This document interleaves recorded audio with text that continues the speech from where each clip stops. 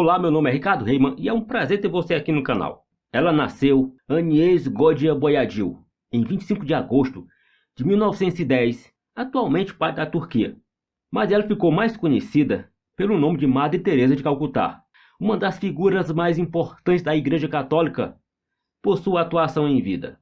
Madre Teresa foi canonizada em 2016 por seu trabalho para a comodidade daqueles que sofriam, ajudando nas áreas mais pobres e marginalizadas de Calcutá, na Índia.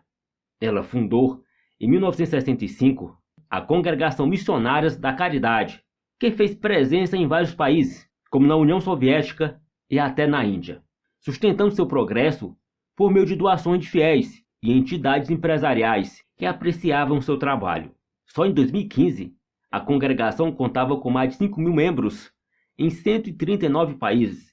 No entanto, a Santa das Sarjetas, como Madre Teresa ficou conhecida, também recebeu e ainda recebe um dilúvio de críticas por vários aspectos, desde a forma que administrou um verdadeiro império de dinheiro, até como tratava os necessitados. A intenção de Madre Teresa era converter o maior número possível de pessoas ao catolicismo, e os críticos e céticos de suas práticas apontaram que os pobres e doentes pagaram o preço por essa sua ambição religiosa.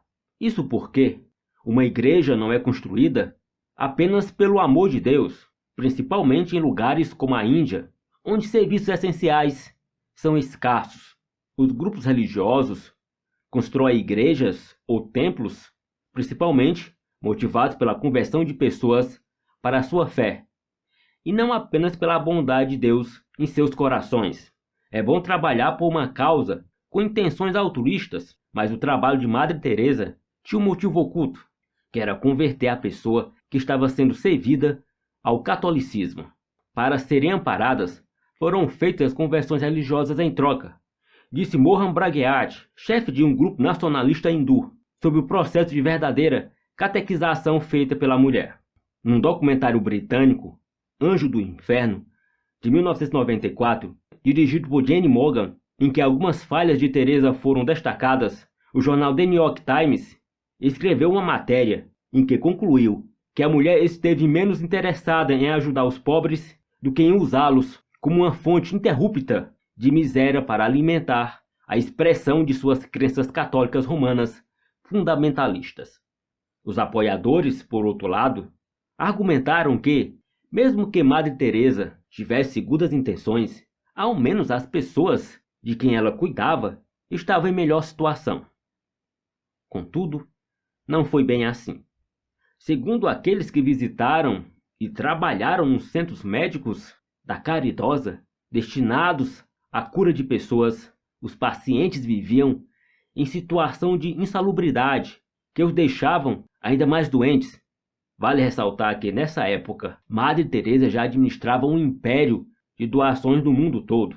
Um documentário de Morgan, um jornalista indiano que visitou os locais, comparou as missionárias da caridade, o centro de apoio principal, com a situação em campos de concentração de Bergen-Belsen durante o Holocausto. Remley Gonzalez, um agente humanitário que foi voluntário por um breve período no centro principal de Madre Teresa, diz que os trabalhadores lavavam as agulhas com água de torneira e depois as reutilizavam.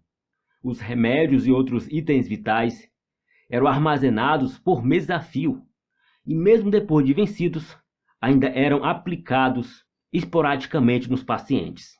Ele ainda relatou que voluntários, com pouco ou nenhum treinamento, realizavam trabalhos perigosos em pacientes com doenças contagiosas, como a tuberculose.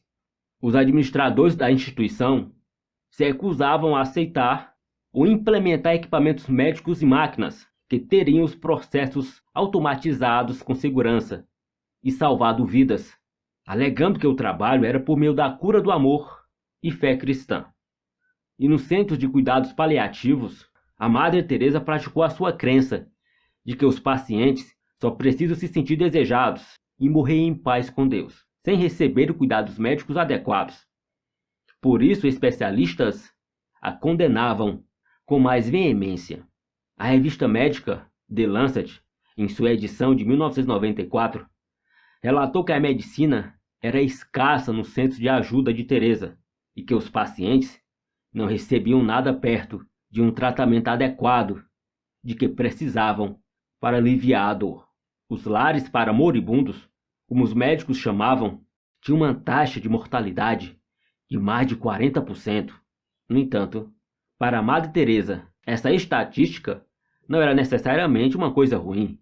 Há algo de belo em ver os pobres aceitarem sua sorte, sofrê-la como a paixão de Cristo. O mundo ganha muito com o sofrimento deles, justificou ela em respostas às críticas, o que só incitou ainda mais todos aqueles que não toleravam sua romantização da dor dos moribundos na sua instituição. Porém, quando o assunto era o seu próprio sofrimento, Madre Teresa sempre procurou por ajuda médica especializada nos melhores e mais caros hospitais dos Estados Unidos da América. Ela ficou bem longe de sua instituição. Certamente, a maior controvérsia envolvendo o nome de Madre Teresa é com relação à administração de todo o seu dinheiro, além do fato de como ela recebeu doações milionárias de pessoas corruptas, passando pano nas práticas deles. O advogado e banqueiro americano Charles Kirin, responsável pela crise de poupança e empréstimos da década de 1980, provocado pelo mercado imobiliário e pela especulação com empréstimos, doou 1,2 milhão para a Madre Teresa. E enquanto estava sendo julgado, o juiz que presidia seu caso recebeu uma carta da Madre Teresa pedindo por clemência pelos seus crimes. Não sei nada sobre o trabalho do Sr. Kirin, só sei que ele sempre foi gentil e generoso com os pobres de Deus, disse ela. Em resposta, o copromotor do caso de Kirin respondeu a Madre Teresa que o que mais o réu fez foi roubar os pobres. De acordo com uma reportagem de 1991 da revista alemã Esten, apenas 7% dos milhões de dólares que Madre Teresa recebeu foram destinados à caridade, apesar de incontáveis católicos terem feito doações gigantescas para os cofres das instituições de Madre Teresa. Até hoje ninguém sabe para onde todo o dinheiro de Madre Teresa foi, tampouco em que foi usado. Desde sua morte em 5 de setembro de 1997, em Calcutá, muitos tentaram entender por qual motivo a Igreja Católica decidiu tornar essa mulher uma santa, cujas práticas de benevolência não foram suficientes para arrancá-la do mundanismo da humanidade. Talvez tenha sido pelo fato de ela ter puxado milhões para a Igreja Católica.